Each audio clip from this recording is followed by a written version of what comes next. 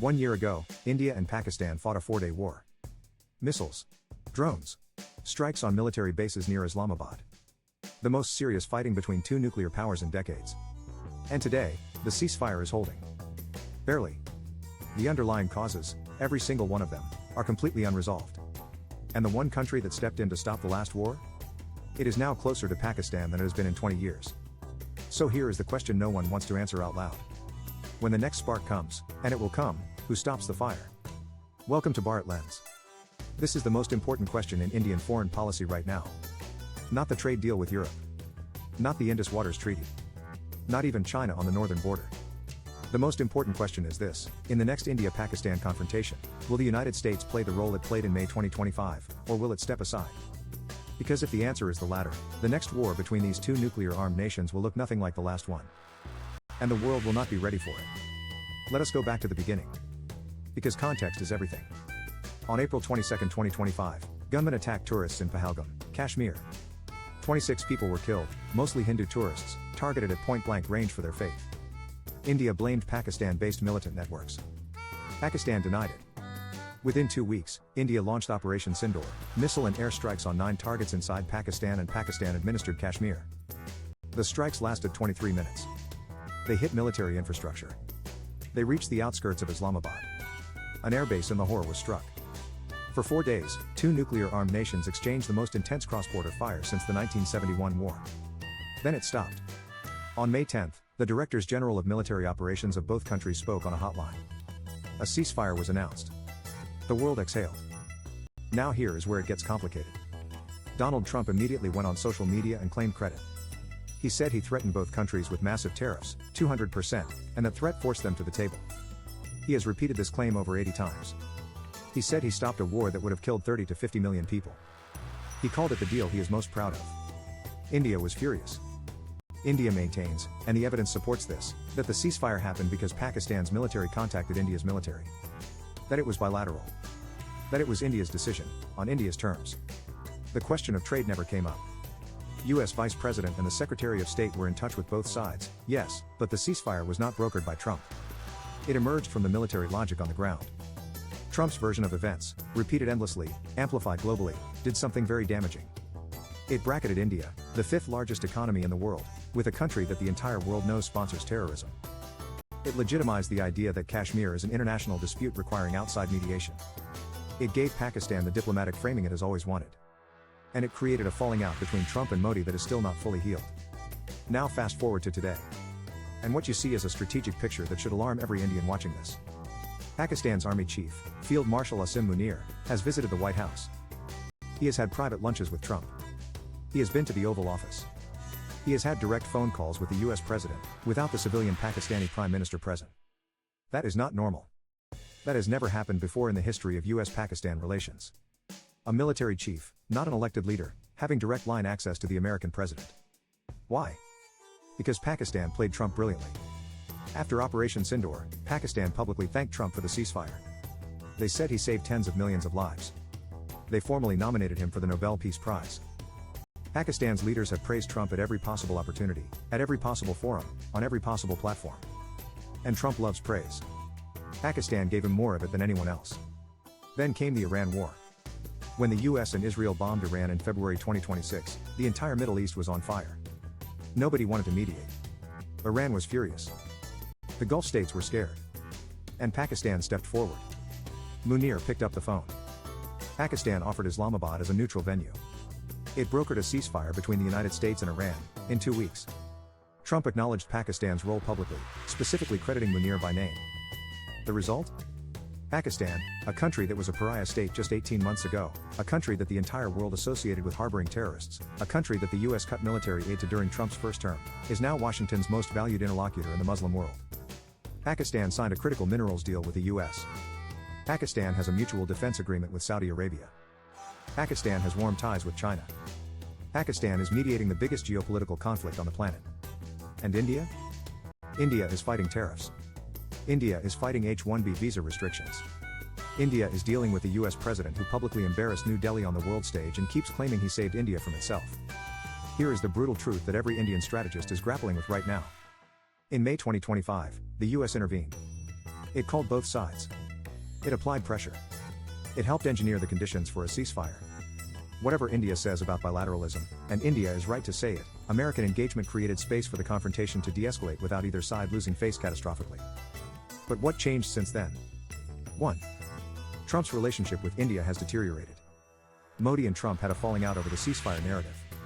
India-US relations are under strain because of tariffs, because of visa restrictions, because of India's continued oil purchases from Russia. India is not Trump's priority right now. 2. Pakistan's relationship with Trump has dramatically improved. Munir has become one of Trump's favorite foreign leaders. Pakistan is doing deals with Trump-aligned business interests. The personal chemistry between the two is strong, and in Trump's world, personal chemistry is everything. 3. The US is consumed by other fires. The Iran war. The Taiwan situation. Economic turbulence at home. American bandwidth for South Asia is limited. And when resources are stretched, familiar patterns hold, the US will do the minimum necessary. 4. And this is the most dangerous part. Foreign policy experts have now concluded that because Trump claims he brokered the ceasefire last time, any future US mediation effort will be politically complicated for both sides. India will resist it even more strongly because accepting US mediation again would validate Trump's claim. Pakistan will expect it because it worked for them last time. That tension makes the diplomatic choreography for the next crisis much harder to execute. Experts studying the 2025 conflict have concluded something sobering. The next India-Pakistan war will escalate faster than anyone expects. Both sides have now absorbed and responded to conventional strikes. Both sides know the other's capabilities. Both sides believe they won last time and will go further next time to prove it definitively. The window for outside intervention, already narrow in 2025, will be narrower still. And as escalation accelerates across drones, missiles, and cyber domains, outside powers may find themselves reacting to events rather than shaping them. So what does all of this mean for India? What should New Delhi be doing right now? First, India must stop assuming the US will be a reliable backstop. The lesson of May 2025 is not that America saved India. The lesson is that India came dangerously close to a situation where the ceasefire terms were shaped by a foreign power that then used those terms against India in the court of global opinion. India cannot afford a repeat. If there is a next conflict, India must be in a position to dictate its own terms of engagement and its own terms of conclusion, without needing Washington to make a call. Second, India must close the diplomatic distance with Trump. This is uncomfortable. Trump's behavior towards India has been irritating, condescending, and often factually wrong. But India needs a working relationship with the American president, not because India is weak, but because a hostile or indifferent US during an India-Pakistan crisis is a gift to Pakistan. India needs to get back to the level of engagement where Modi and Trump are talking directly, where the channels are warm, and where American instinct in a crisis is to support India's position rather than reflexively call for both sides to de-escalate. Third, India must build its own deterrence architecture more aggressively. The 4 days of May 2025 revealed important things. India's ability to strike deep inside Pakistan with precision is real. But Pakistan's air defenses caused complications. Pakistan's drone capabilities were more advanced than many expected. And the nuclear shadow, always present, constrained how far India was willing to go. India needs to continue investing in the full spectrum of deterrence, conventional, drone, cyber, and the clear communication of where its nuclear red lines are. Fourth, India must not let Pakistan's global rehabilitation go unchallenged. In the space of 1 year, Pakistan has gone from international pariah to essential mediator. That rehabilitation was not earned. It was performed. Pakistan is still the state that harbored the networks that killed Indian tourists in Pahalgam. It is still the state that promoted its army chief to field marshal for running a war against India. It is still the state that celebrates Indian casualties as victories. India must keep documenting, keep presenting evidence, and keep reminding every partner, including the US, that Pakistan's diplomatic charm offensive is a surface coating over an unchanged core. And here is what keeps Indian strategic thinkers awake at night. What triggers it next time? Another terror attack in Kashmir is the most obvious scenario. The militant infrastructure inside Pakistan was not dismantled by Operation Sindoor. Experts have been clear, militancy in Kashmir still has the capacity to ramp up at will. One attack of the scale of Pahalgam, or larger, and the domestic pressure on Modi to respond will be overwhelming. And India has now set a precedent. It responded to Pahalgam with military strikes. The next attack will demand a stronger response. The water crisis is the second trigger. As summer deepens and Pakistan's reservoirs reach critical levels, internal pressure in Pakistan will mount. A desperate, destabilized Pakistan with a military establishment looking for a distraction is historically a dangerous Pakistan. A provocation on the line of control, staged or genuine, could escalate faster than either side intends. The third trigger is the anniversary psychology. Both sides claimed victory in May 2025. Both sides are building their military narrative around that claim. In Pakistan's case, the promotions, the celebrations, the Nobel nomination, all of it has created a domestic expectation that the military can handle India. That overconfidence is dangerous. And then there is China. If a next India-Pakistan confrontation happens, what does China do? Does it supply real-time intelligence to Pakistan? Does it push weapons faster through existing contracts? Does it put pressure on India's northern border to divide Indian military attention? The China factor in any future India-Pakistan war is something that May 2025 only began to sketch out, and it is the wild card that makes every scenario unpredictable. India and Pakistan are technically at peace.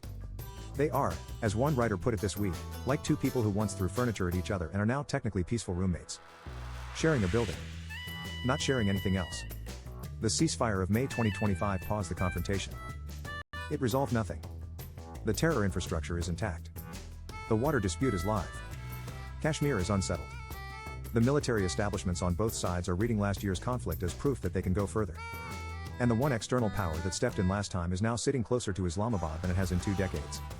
India cannot control whether a next war comes. It can only control how prepared it is, militarily, diplomatically, and strategically, to fight it on its own terms. And to end it on its own terms. Without needing anyone else to make the call. The question I leave you with is this. In May 2025, India showed that it can strike deep and strike hard.